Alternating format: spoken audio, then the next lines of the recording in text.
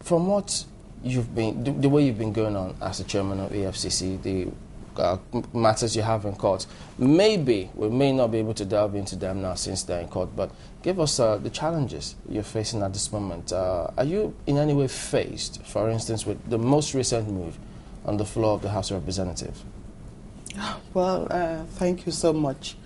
You know, fight against corruption, there are always challenges, lots of them, especially in a country like Nigeria, because corruption is endemic, and not everyone arrested to face corruption charges takes it lightly.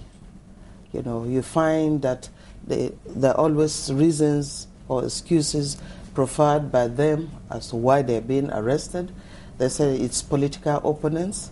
They say it's enemies that bought the EFCC. And failure between the two, they now say, well, because they're rising political profile. So there's always been, there's no one come up to say, yes, I did this, and feel a sign of remorse. And so we have a lot of challenges, and the fight against corruption, you fight it, they fight you back in various ways. There are intrigues, they cultivate ways of fighting you back. And that is why I said it's like even holding a tiger by the tail. You know, if you don't take care, a tiger will devour you. It's as serious as that. Well, you know, some Nigerians will say, well, the FCC deliberately holds the tiger by the tail when they have the cage to put the tiger in it, because sometimes they believe that the FCC comes after these suspects, alleged suspects, before going to look for the facts. So why is it that sometimes you have those people in your custody, then you still continue looking out for some other facts before you now present them before law courts? So we're talking about, you know, once upon a time we get to see maybe 101 counts on just one person. Then at the end of the day we have to see that everything will now amount to maybe about 3 or 4. So why don't you go all out, look for what exactly you want from that particular individual, and hit it, and just say it could be 1 count charge, and we just follow it through and through?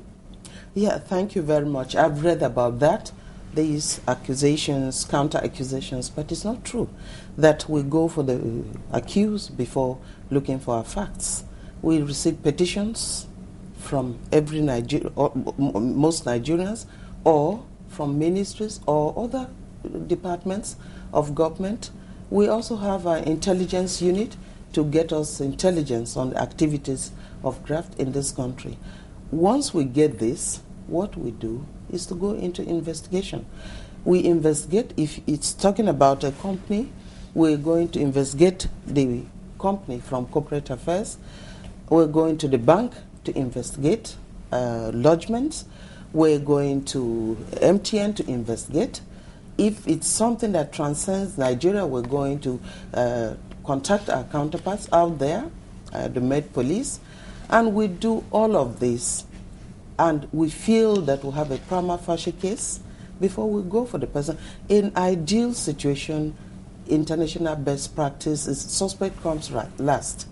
And it's very interesting if you're a detective and you have all your facts put before you and you go for your man. And it makes it a lot easier. And I met a lot of officers in the EFCC. They're professionals, they are well trained, and there's no reason. I think this is just argument from detractors. As for numerous counts, if you're talking about a governor, for instance, he's done 8 years. So you're looking at charges within this 8 years, and 1 count goes for 1 action. You know, if today you remove 5 million, for instance, it goes for 1 count because the date, venue of the offense differs. And then again, if you want to seize asset, for instance, all this counts. And apart from that, when we have to amend charges, sometimes once the man is in court, you find people coming to volunteer information. Even the best hand people that they use in handling this now realizes that, oh wow, there was so much money involved, I didn't know. Or maybe I was shortchanged, and they come forward with documentary proof, and then we have to amend charges as the case may be. Yeah, go ahead. Now that will be part of the investigation that the excuse me, people will be talking about, because a host of people, this came up when you began to ask for special courts to try corruption cases to make it a little more speedy. People said that it's the fault of the EFCC that they haven't been able to make good use of the courts that we have at hand. The question will be, let's compare cases here. Take, for instance, the Bode George case. The Human Rights Report recently released said that that case was efficiently executed. What would you say helped the particular case, that it was concluded in almost in record time, and that you lack in a host of other cases that you have presently? Well, it's okay. It's true. That was one case in a million. I think it depends on the personality of the judge. That was a very, very determined young man. And I'll tell you something, he's paying even dearly for that. He was removed from trying EFCC cases to probate.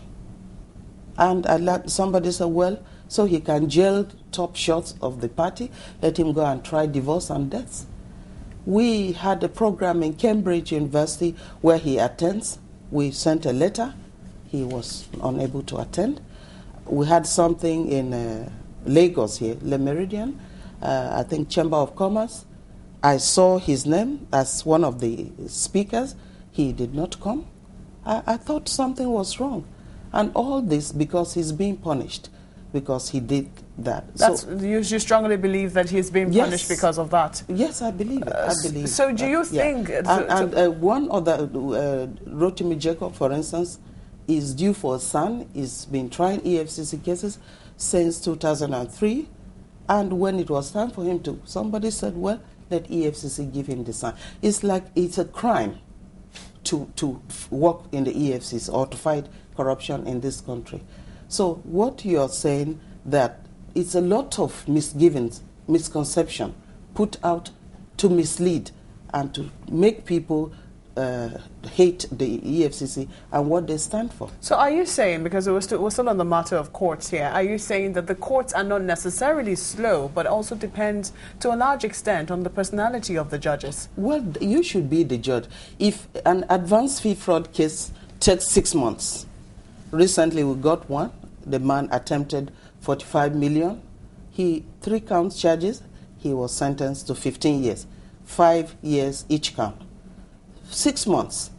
But the case of the politically exposed persons is taking 4 years, 5 years. Why is it? I mean, you can put 2 and 2 together and get 4. No, that's